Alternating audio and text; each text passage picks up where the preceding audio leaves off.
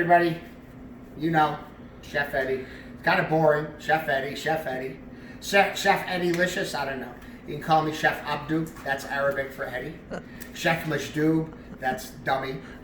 Anyhow, that's a little Arabic lesson. You get so much here when you tune into our station. Anyhow, I showed you the fish and breaking it down, whole tenderloins. People are buying these up from Costco or Safeway or any of the grocery stores or your favorite meat purveyor. And it's very economical. You can buy them for half of the price of buying cut tenderloins. So instead of spending $20 on tenderloins, you're spending $10 on this and you're utilizing so much more. Anyhow, a whole tenderloin right here. This is unpeeled. Now if you notice, there's like a light silver skin on there. I can take this and sort of peel it back like that. And I'm going to peel the other end, and this just sort of exposes the meat for me, and I can see what I have in front of me. Okay, I've taken enough off. I want to peel a little bit more back. I can take a little bit more from that or cut it back. Again, I'm using that big carving knife, which is great. Anyhow, this whole tenderloin is a wonderful piece of meat. I'm going to show you how I would break it down. Up here, right here, this is called the ball part of the tenderloin. It's at the front of it. A lot of people don't know what to do, so I end up taking this and cutting it off. That's a heck of a chunk of meat. I'm going to set that down there. Okay, I'm going to turn this around. Right here is called the rail. I went with my finger. By the way, did you know why a tenderloin is so tender and you could cut it with a knife? What? Did you say it's because it's the only non-moving muscle on the animal? Correct. You're all smart out there. Anyhow, it's the only non-moving muscle. So it's protected. There's no marbling in it. Right here is the rail. Now in the rail, there's a lot of sort of tendons and things like that.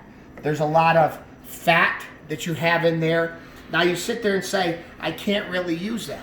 You can if you take it and you peel it. Look at, I'm taking some of the fat off of there. That's a gorgeous piece of meat. I would take this part. I'll show you what I'm going to do with that later. Let me get going on this. So anyhow, I have this whole tenderloin. Looks a little different right now, doesn't it? That's the top part, silver skin right here. That's the bottom part. And if you can tell that, you know, the tenderloin is the second part of a porterhouse steak. This right there is the meat that separates the bone from the tenderloin. I don't like to take that much off of it because it flavors it really well, but I'll get to that in a minute. Right here, what am I going to do with this part? I'm going to trim some of the excess fat off of this.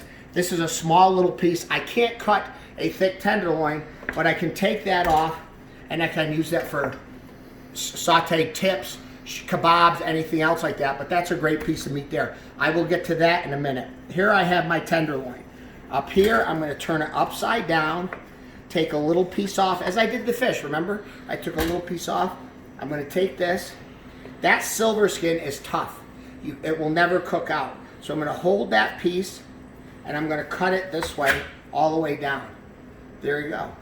Now there will be a little bit more on top of this, so I end up with this knife. See, it's a thin blade knife. You see how nice it is? You don't have to like hack it up like a beaver.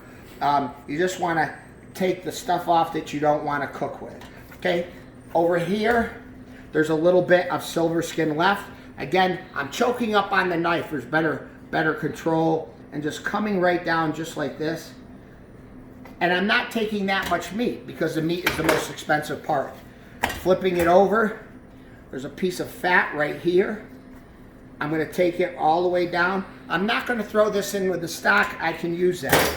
Now, this right here, I don't mind having a little bit of fat on there. Why? Because it gives it a little flavor. I don't have a lot. That's just a little bit. It's not going to get in the way. It's actually going to give it flavor. And it's perfect like that. Now, I have this gorgeous tenderloin. I'm going to square it off here. I'm going to use that meat for something else.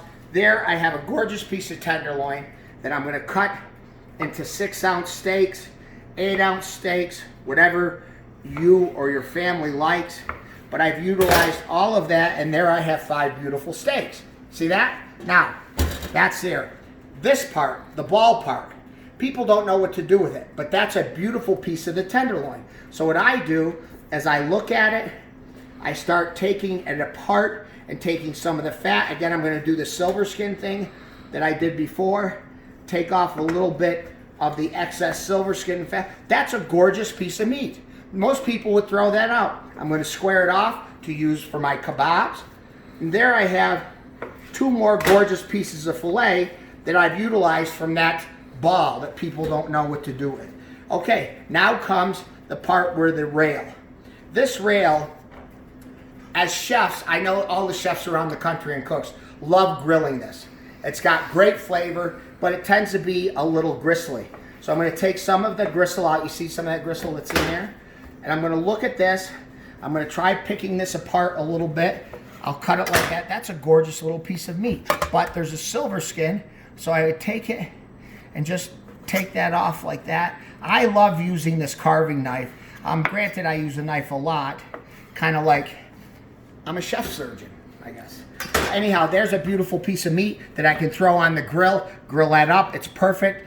This tendon right here, if you want to take that and put it in there, that's fine. What are we going to do with that? We're going to make stock out of that. Here, the tail piece, I'm going to take a little bit and just trim a little off. If I'm going to make stew or something like that, cutting it in half.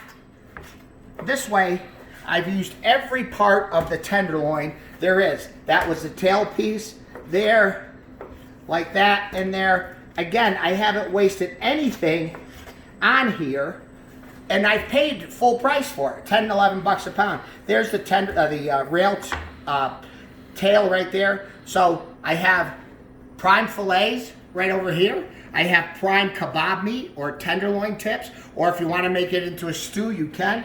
Right over here, you can make stock out of this. I have to tell you, you braise that off and make a stock out of it. You pull this meat out, it'll fall off all of the tendon and stuff like that. It's great for tacos.